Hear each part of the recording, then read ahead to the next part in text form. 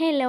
ഇന്ന് വളരെ ഇമ്പോർട്ടന്റ് ആയിട്ടുള്ളൊരു കാര്യം പറയാനാട്ടോ വന്നിട്ടുള്ളത്. ഞാൻ ഈ പറയുന്ന കാര്യങ്ങൾ ചിലർക്ക് ഉൾക്കൊള്ളാൻ കഴിഞ്ഞോണമെന്നില്ല. ചില കസ്റ്റമേഴ്സ് കേക്ക് ഓർഡർ തരുമ്പോൾ തന്നെ പറയും അവർക്ക് കൂടെ ഡെലിവറിയും കൂടെ ചെയ്തു കൊടുക്കണമെന്ന്.